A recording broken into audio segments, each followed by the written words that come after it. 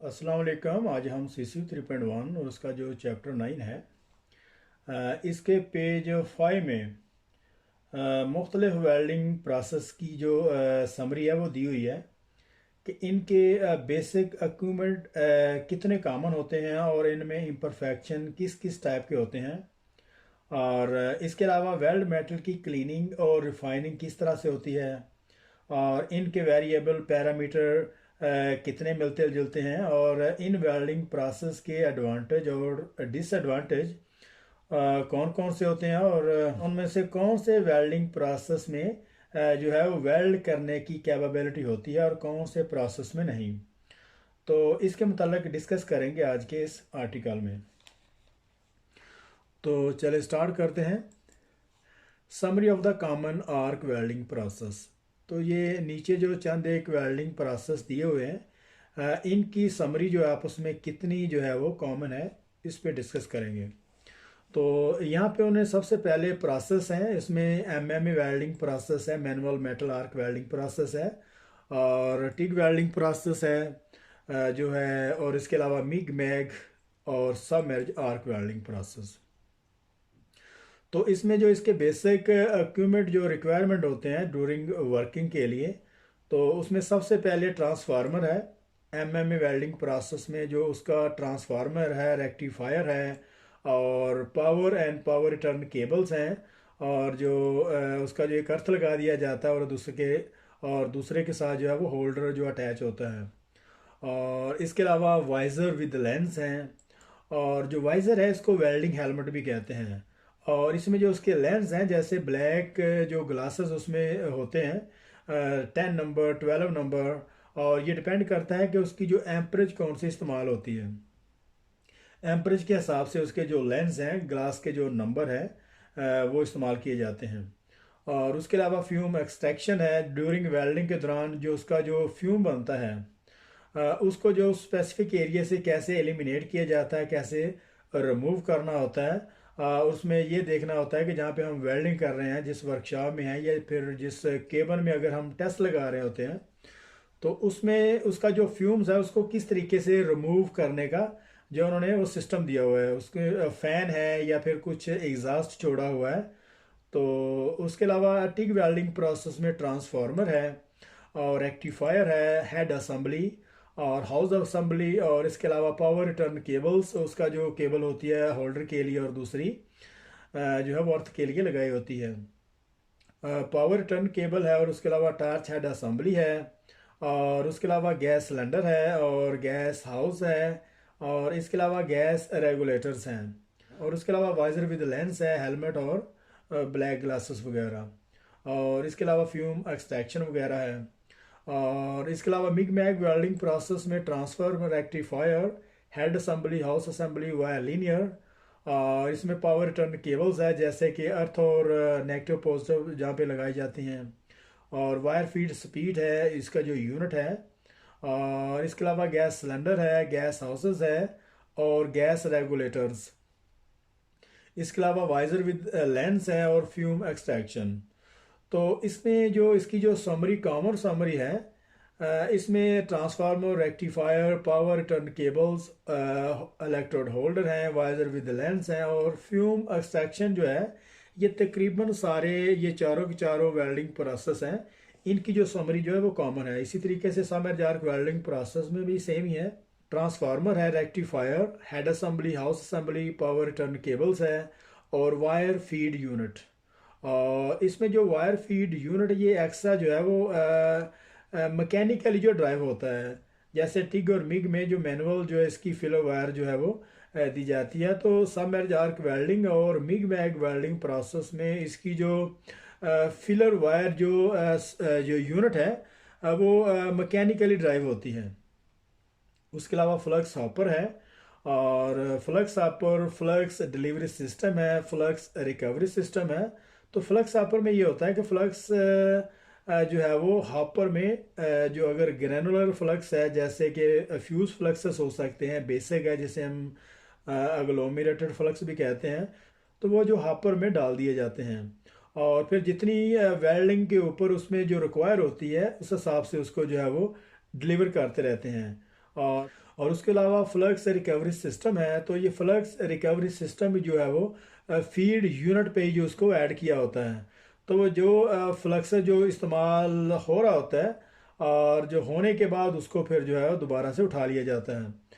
उसके अलावा run on off tabs है। तो रन ऑन और ऑफ टैब जो हैं वो एक प्लेट की शक्ल में होते हैं, जिस प्लेट को फॉर एग्जांपल अगर हम बहुत थिकर प्लेट को वेल्ड कर रहे हैं तो उसके एक फ्रंट साइड पे और एक बैक साइड जहाँ से वेल्डिंग को स्टार्ट करना होता है, दो प्लेटें उसी सीम की उसी टाइप की कैटेगरी की बेवल लगा के उसको जो है वो आगे पीछे टैग कर दिया जाता है। तो जो ऑन साइड है उसमें जब वेल्डिंग प्रोसेस को स्टार्ट करते हैं उसमें उसका जो करंट है, उसके जो वोल्टेज हैं और उसकी जो वेल्डिंग की जो स्पीड होती है वो सारी की सारी उसमें एडजस्ट। तो पहले जो टैब ऑन है उसमें उसका जो सारा जो सेटअप वेल्डिंग स्टार्ट करने से पहले उसको जो है वो देखा जाता है, और फिर उसको जो सेट करने के बाद कंटिन्यू उसको वेल्ड करते हैं। वेल्ड करने के बाद जो एंड पे जो प्लेट लगाई होती है उसको भी उसी तरीके से अकामोडेट करते हैं, और फिर उसको वेल्डिंग प्रोसेस को जो है वो ऑफ करके दोनों प्लेटों को रिमूव कर दिया जाता है। और उसके अलावा ट्रैक्टर कैरेज है, और ये ट्रैक्टर के ऊपर भी जितनी जो सब आर्क वेल्डिंग प्रोसेस की जितनी भी समरी होती है वेल्डिंग प्रोसेस के हवाले से इसको जो उसके ऊपर भी एडजस्ट किया जाता है, और फिर लॉन्ग रूट पे जो लंबी जो सीम्स होती हैं उसको जोड़ने के लिए वेल्ड करने के लिए इस्तेमाल किया जाता है। उसके अलावा फ्यूम एक्सट्रैक्शन है, और इसी तरीके से जैसे हमने मिग वेल्डिंग प्रोसेस में बात की है। तो वेल्डिंग करने के दौरान जो फ्यूम एक्सट्रैक्शन है, किसी जगह पे भी अगर वेल्डिंग हो रही हो तो वहाँ पे जो उसका एग्जॉस्ट सिस्टम है उस फ्यूम को जो बेस मेटल और फिर वायर को मेल्ट होने के बाद जो एक गैसेस बनती हैं जो बहुत ज़्यादा ख़तरनाक होती हैं, उनको उस एरिया से किस तरह से रिमूव किया जाता है ये चीज़ भी देखने वाली हैं। उसके अलावा आर्क स्ट्राइकिंग है नंबर 2 में, और कौन से वेल्डिंग प्रोसेस से किस तरीके से उसको जो है वो वेल्डिंग को स्टार्ट किया जाता है। तो उसमें सबसे पहले the arc struck striking the core wire into the plate and with drawing. तो सबसे पहले एमएमए वेल्डिंग प्रोसेस की बात करते हैं। तो उसकी जो कोर वायर है, जैसे कि बाहर की साइड पे फ्लक्स होता है और उसके जो अंदर एक वायर होती है हम उसको कोर कहते हैं। तो जब उसको बेस मेटल पे टकराया जाता है, टकराने के बाद उसकी जो एक आर्क बनती है, स्ट्राइकिंग करने के बाद जब उसकी आर्क बनती है फिर उसको जो क्या करते हैं कि स्लाइटली उसको जो है वो उठा लिया जाता है जितना उसका जो गैप डिस्टेंस जो है वो चाहिए होता है, और उसके बाद उसको जो है वो कंटिन्यू वेल्डिंग करते हैं। और उसके बाद टिग वेल्डिंग प्रोसेस में जो स्टार्ट है, स्क्रैच स्टार्ट जो है वो लो क्वालिटी का, इसमें टंगस्टन इंक्लूजन बास बाद इम्परफेक्शन होती है। तो इस चीज़ को कवर करने के लिए उन्होंने फिर हाई फ्रिक्वेंसी जो है वो एक इक्विपमेंट ऐड किया होता है। तो उसका जो डिसएडवांटेज ये होता है कि कंप्यूटर में बहुत ज़्यादा फॉल्ट आते हैं। फिर लिफ्ट आर का जो हाई क्वालिटी जो एक स्क्रैच जो आर को स्टार्ट करने का एक मेथड जो है वो डिस्कवर किया। तो ये लिफ्ट आर्क जो वेल्डिंग प्रोसेस में बहुत ज़्यादा कॉमन इस्तेमाल की जाती है। इसमें तो एक तो टंगस्टन इंक्लूजन भी नहीं होती, और दूसरी उसकी जो हाई फ्रिक्वेंसी प्रोसेस की वजह से जो वेल्डिंग जो इसका जो कंप्यूटर सिस्टम है उसमें जो फॉल्ट होते हैं उसके नुकसान से भी बच जाते हैं। और उसके बाद उसकी जो आर्क स्ट्राइक होने के बाद जो उसकी जो पावर सोर्स है उस वक्त कम होती है, और जैसे ही उसकी जो लिफ्ट आर्क है उसका जो गैप डिस्टेंस है वो मेंटेन रखते हैं, तो उसकी जो एम्पेयर उसमें इस्तेमाल हो रहे होते हैं वो अपनी जगह पे आ जाते हैं। उसके बाद मिग मैग वेल्डिंग प्रोसेस है। तो मिग मैग वेल्डिंग प्रोसेस जो है वो wire contact is made by the advancement of the wire by the mechanical drive. और इसकी जो वायर है वो मैकेनिकली ड्राइव हो रही होती है, और जब आके वो वेल्डिंग टॉर्च या हेड असेंबली से आके जब बेस मेटल पे टकराती है तो उस वक्त इसकी जो है वो आर्क बनती है। तो इसी तरीके से सबमर्ज आर्क वेल्डिंग प्रोसेस में भी जो wire contact is made by the advancement of the wire by the mechanical drive.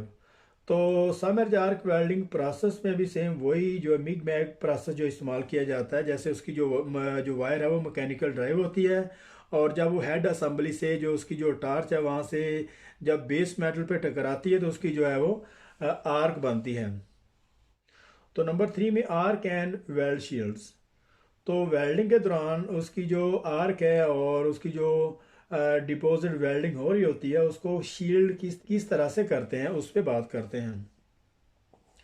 तो सबसे पहले मिग मैक जो manual metal arc welding process है, तो उसमें gas for the arc and the slag for the weld is drive from the flux.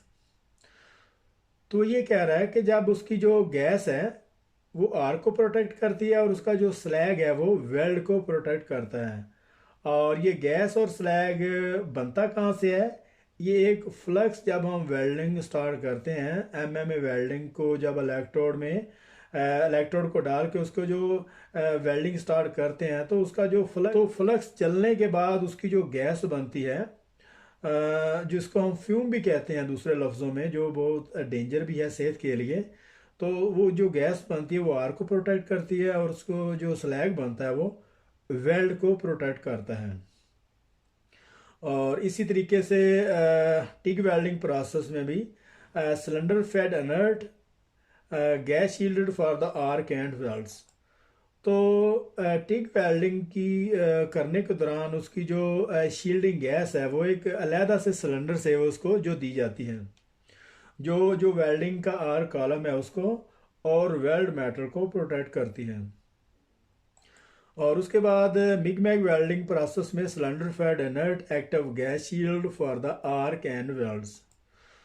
तो MIG MAG welding process में अगर हम मिग वेल्डिंग प्रोसेस की बात करें तो उसमें जो इनर्ट गैस इस्तेमाल होती है आर्गन और हीलियम।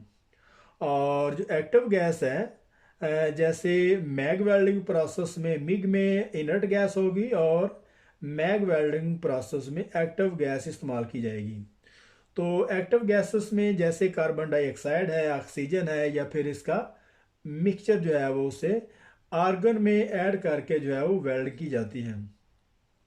तो इनर्ट गैसेस में आर्गन और हीलियम जो है वो बहुत ज़्यादा अमेरिका में इसको जो है इस्तेमाल किया जाता है और इसकी जो पेनिट्रेशन पावर बहुत ज़्यादा होती है। और इसी तरीके से जो आर्गन है, सबमर्ज आर्क वेल्डिंग प्रोसेस में gas for the arc and slag for the weld is derived from the granular flux. तो सबमर्ज आर्क वेल्डिंग प्रोसेस में जो उसकी जो गैस है वो आर्क के लिए और उसका जो स्लैग है वो वेल्ड के लिए जो है वो प्रोड्यूस होता है। और ये बनता कहाँ से है? जब हम जो है वो हापर में इसका जो ग्रैनुलर फ्लक्स है जिसको हम फ्यूज फ्लक्सेस या अग्लोमेरेटेड फ्लक्स कहते हैं, और जिस कैटेगरी की हमें वेल्ड की जो प्रॉपर्टी चाहिए होती है उस कैटेगरी का उसमें जो ग्रैनुलर फ्लक्स वो डाल दिया जाता है। और जब वो आर्क और हीट से जब वो जलता है तो जलने से उसकी जो शील्डिंग गैस प्रोड्यूस होती है जिसको हम फ्यूम भी कहते हैं, और उसका जो स्लैग है वो वेल्ड मेटल को प्रोटेक्ट करता है। तो नंबर 4 में यहाँ पे वेल्ड रिफाइनिंग एंड क्लीनिंग। तो ड्यूरिंग वेल्डिंग के दौरान उसकी जो क्लीनिंग और रिफाइनिंग करने के कौन कौन से वेल्डिंग प्रोसेस में कौन कौन से मेथड है उसको हम चेक करते हैं।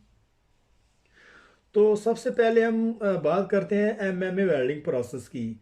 तो एमएमए वेल्डिंग प्रोसेस में compounds and cleaning agent with in the flux. तो वो ये कह रहा है कि जो फ्लक्स जब हीट और आर्क से जो इलेक्ट्रिक आर्क से जब जलता है तो उसके जो कंपाउंड हैं जिसमें मुख्तलिफ तरह के उसके जो क्लीनिंग और रिफाइनिंग एजेंट उसमें ऐड किए जाते हैं। और ये जो क्लीनिंग और रिफाइनिंग एजेंट होते हैं ये वेल्ड मेटल की जो स्ट्रेंथ और टफनेस को जो है वो बरकरार रखते हैं। और इसके अलावा उसकी जो इलेक्ट्रिसिटी है और उसकी जो आर्क है उसको मेंटेन रखने के लिए कुछ जो एलिमेंट उसमें ऐड किए जाते हैं। उसके बाद टिग वेल्डिंग है। टिग वेल्डिंग प्रोसेस में वेरी क्लीन हाई क्वालिटी डायन वायर इस्तेमाल की जाती है। और क्योंकि एमएमए वेल्डिंग प्रोसेस में इसकी जो फिलर वायर है जिसको कोयर वायर कहते हैं वो लो क्वालिटी की भी इस्तेमाल की जा सकती है, क्योंकि बाद में उसके जो फ्लक्स होते हैं वो हाई क्वालिटी के जो फ्लक्स उसमें ऐड कर दिए जाते हैं उसकी वेल्ड क्वालिटी को जो है वो मेंटेन रखने के लिए। तो यहाँ पे टिग वेल्डिंग प्रोसेस में क्या होता है, इसके जो फ्लक्स तो नहीं होते लेकिन इनिशियल कास्टिंग के दौरान ही इसको जो हाई क्वालिटी इसको जो है वो इस फिलर वायर को जो क्लीन और रिफाइन कर लिया जाता है। तो इसी तरीके से मिग और मैग वेल्डिंग प्रोसेस में इसकी जो फिलर वायर है उसको अच्छे तरीके से, जब उसको फिलर वायर को कास्ट किया जाता है उसी दौरान ही उसको अच्छे तरीके से उसको रिफाइन और क्लीन कर लेते हैं। और इसके बाद सब एज आर्क वेल्डिंग प्रोसेस है, और इसमें compound within the flux plus higher quality wire than MMA welding process. इस प्रोसेस में इसकी जो फिलर वायर है वो एमएमए वेल्डिंग प्रोसेस से ज़्यादा हाई क्वालिटी जो वायर इस्तेमाल की जाती हैं। और जब ये आर्क और इसकी हीटिंग से जब फ्लक्स जलता है तो उससे जो गैस और जो है वो स्लैग बनता है। और ये दोनों जो है वो बड़ी हाई क्वालिटी की इसमें जो फिलर वायर भी इस्तेमाल की जाती है, और इसके जो कंपाउंड हैं वो भी उसी क्वालिटी के उसमें ऐड किए जाते हैं उसकी रिक्वायर प्रॉपर्टी को जो है वो ड्राइव करने के लिए। और उसके अलावा प्रोसेस वेरिएबल पैरामीटर हैं, और कौन कौन से वेल्डिंग प्रोसेस में इसके जो वेरिएबल पैरामीटर हैं वो चेंज किए जाते हैं। और उसमें इसका ओसी भी है जिसको ओपन सर्किट वोल्टेज कहते हैं, और उसके अलावा एम्पेयर है, और इसके जो एम्परेज है इसको जो है वो कम या ज़्यादा इलेक्ट्रोड है उसके हिसाब से इसको वो वेरिएबल किए जाते हैं। उसके अलावा पोलैरिटी है जिसमें एसी डीसी नेगेटिव पॉजिटिव है। उसके अलावा फुल इलेक्ट्रोड है, स्पेसिफिकेशन है उसकी कौन सा इलेक्ट्रोड है कौन सा मटेरियल है। और उसके अलावा इलेक्ट्रोड का डायमीटर है वो भी चेंज कर सकते हैं। 2 मिलीमीटर की जगह अगर उसकी थिकनेस ज़्यादा है बेस मेटल की तो वहाँ पे आप जो है वो 3 मिली, 3.4 मिली, 5 मिली का इलेक्ट्रोड जो है वो इस्तेमाल कर सकते हैं। और उसके अलावा इलेक्ट्रोड प्री यूज़ है, और जो इलेक्ट्रोड बचे हुए हैं फॉर एग्जांपल अगर इलेक्ट्रोड कल हम इस्तेमाल कर रहे थे, अगर आज वो बचे हुए हैं उनकी हाइड्रोजन अगर मेंटेन है उसको प्रॉपर तरीके से प्री बैक और इसको जो किया हुआ है तो वहाँ पे इसको इस्तेमाल कर सकते हैं। उसके अलावा बैकिंग उसकी ट्रीटमेंट है, अगर हम जैसे 17-18 इलेक्ट्रोड की बात करें तो उसको जो है उसको बैकिंग करना ज़रूरी होता है। उसकी जितनी भी हाइड्रोजन उसको रिमूव करने के लिए उसको जो 1 और 2 आवर के लगभग जो इलेक्ट्रोड उसको जो है वो बैक किए जाते हैं। बैक करने के बाद फिर उसको जो क्या करते हैं होल्डिंग ओवन में 120 से 150 सेंटीग्रेड पे उसको जो है वो होल्ड किया जाता है। और फिर उसके बाद जो इलेक्ट्रोड वेल्डर को इशू किए जाते हैं अराउंड 70 सेंटीग्रेड के लगभग। उसके अलावा उसकी कंडीशंस है उसको चेक करना कि कहीं उसकी जो टिप है वो तो नहीं उतरी, उसके जो फ्लक्स डैमेज तो नहीं है। और इसके अलावा उसमें जो रस्ट वगैरह है इसको चेक करना। और इसके अलावा स्पीड ऑफ ट्रैवल है, इलेक्ट्रोड की जो स्पीड ऑफ ट्रैवल के हिसाब से उसको जो है वो इस्तेमाल किया जाता है। अगर हम उससे ज़्यादा या कम इस्तेमाल करेंगे तो मटेरियल की प्रॉपर्टी पे अफेक्ट हो सकता है। तो इसके अलावा टिग वेल्डिंग प्रोसेस में भी इसकी जो एम्परेज है, पोलैरिटी, और इसके अलावा डीसी फॉर द स्टील के लिए DC negative for the steel के लिए इस्तेमाल करते हैं, और इसको जो एसी है उसका जो पोलैरिटी है उसको एलुमिनियम वेल्डिंग के लिए इस्तेमाल करते हैं। उसके अलावा नेट गैसेस टाइप हैं, इसमें आर्गन और हीलियम है। और इसके अलावा गैस फ्लो रेट है, और ये गैस फ्लो रेट जो डिपेंड करता है कि हम गैस कौन सी इस्तेमाल करते हैं। जैसे टिग है, जैसे टिग वेल्डिंग प्रोसेस में इसकी जो आर्गन है उसकी डेंसिटी कुछ डिफरेंट है, और अगर हीलियम की बात करें तो उसकी जो डेंसिटी है कुछ अलग से है। तो इसकी जो डेंसिटी और जो इसका जो सिरामिक है और इस टाइप से जो है वो गैस फ्लो रेट को जो है वो अकामोडेट किया जाता है। उसके बाद टंगस्टन टाइप है, टंगस्टन टाइप कौन सा इस्तेमाल होता है, थोरिएटेड, सीरिएटेड, जरकोनिएटेड है, कौन सा मेटल इस्तेमाल कर रहे हैं। तो ये भी वेरिएबल पैरामीटर इसका रिक्वायरमेंट के हिसाब से इसको जो है वो चेंज कर सकते हैं।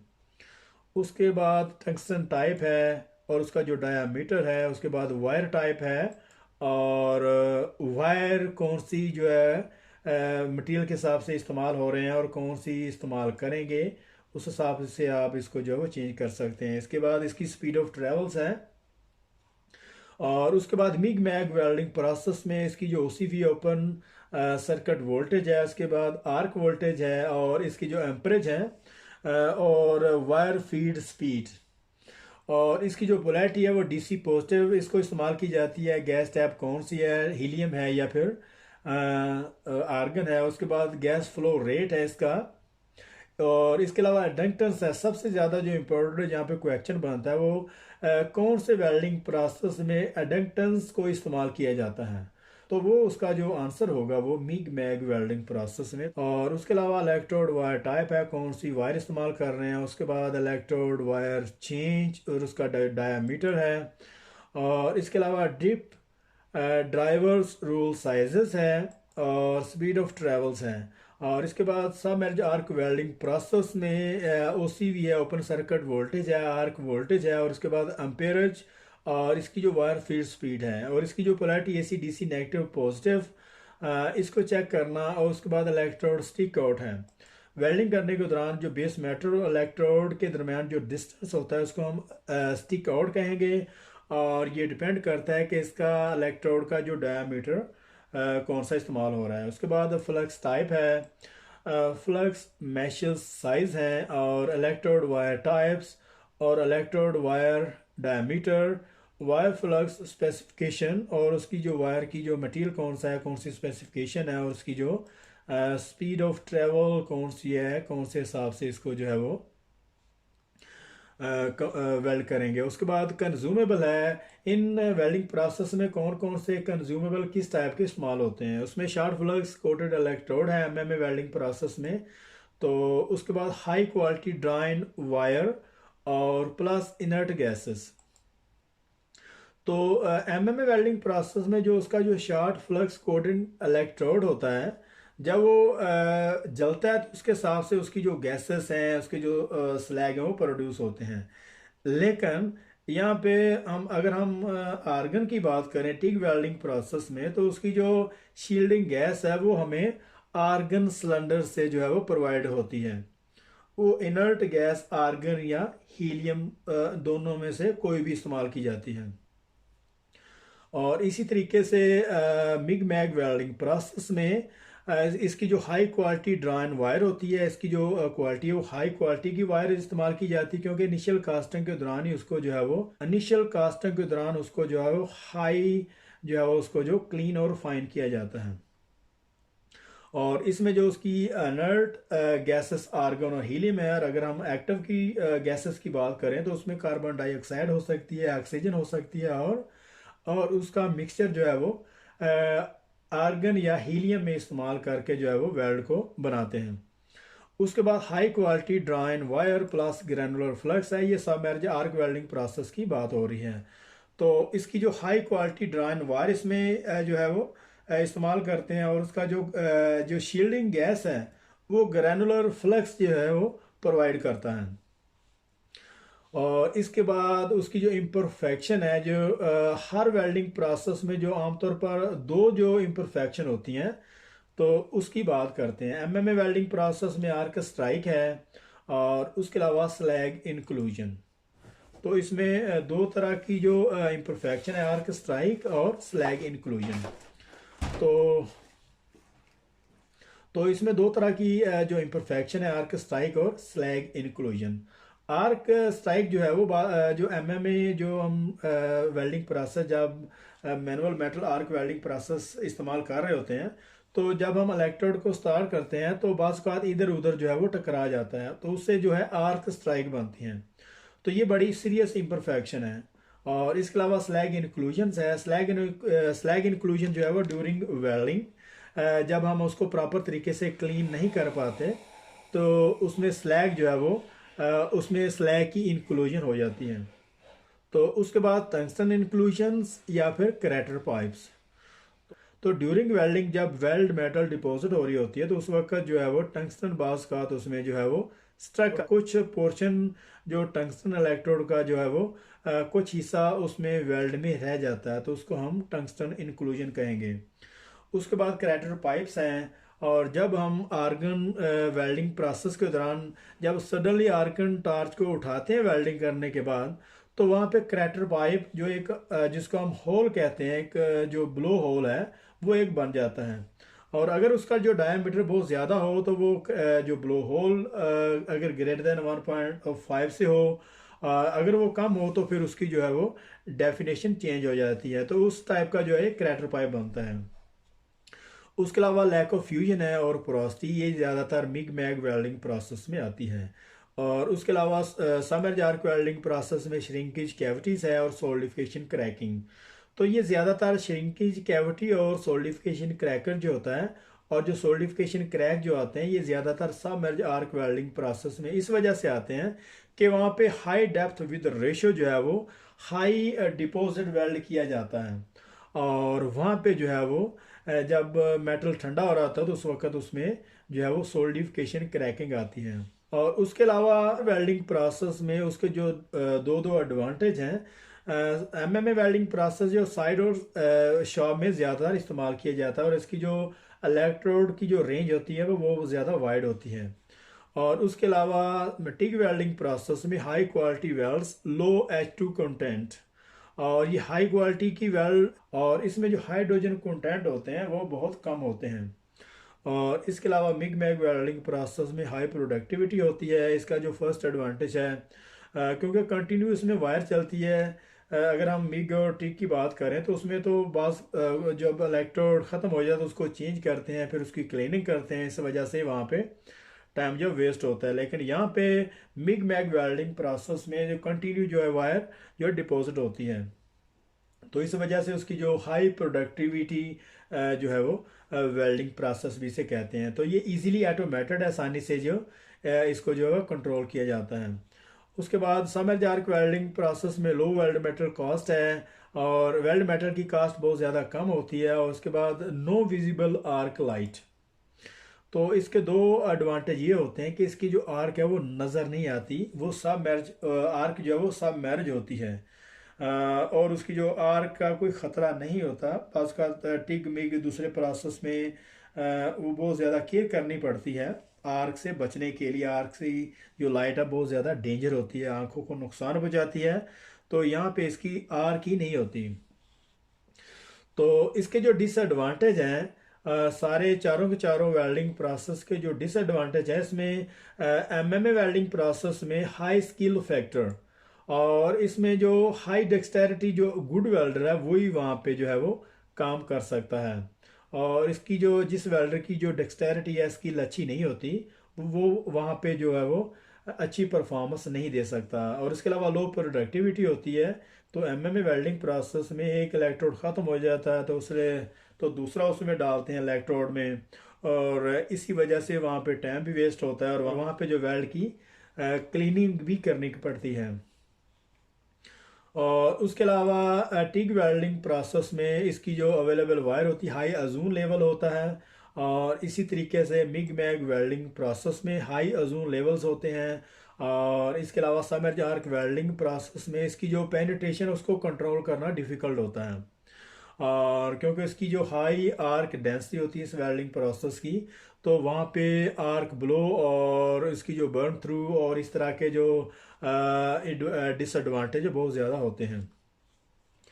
उसके अलावा पोजिशनल कैपेबिलिटी, ये सारे के सारे वेल्डिंग प्रोसेस में कौन कौन सी जो वेल्डिंग प्रोसेस है उसमें सारी पोजीशन पे वेल्डिंग करने की कैपेबिलिटी होती है। तो वो ये कह रहा है कि एमएमए वेल्डिंग प्रोसेस से सारी जो है वो पोजीशन पे काम हो सकता है, लेकिन डिपेंड करता है कि हम कौन सा कंज्यूमेबल्स इलेक्ट्रोड जो है वो इस्तेमाल कर रहे हैं। सारे के सारे जो इलेक्ट्रोड हैं वो सारी पोजीशन पे जो है वो काम नहीं कर सकते। तो कुछ इलेक्ट्रोड इसमें ऐसे भी हैं जो वर्टिकल पोजीशन या हॉरिजॉन्टल पोजीशन में जो है वो काम नहीं कर सकते। तो देखना होगा कि कौन सा कंज्यूमेबल है और किसको किस पोजीशन पे इस्तेमाल कर रहे हैं उसके बाद। और इसके अलावा टिग वेल्डिंग प्रोसेस जो है ये सारी पोजीशन पे भी जो वेल्डिंग प्रोसेस काम करता है। और उसके अलावा मिग मैग वेल्डिंग प्रोसेस है। और मिग मैग वेल्डिंग प्रोसेस में ये डिपेंड करता है कि हम कौन सा जो transfer, dip transfer, spray transfer या पल्स ट्रांसफ़र जो है वो पैरामीटर इस्तेमाल कर रहे हैं। डिप ट्रांसफ़र में जो है वो ऑल पोजिशनल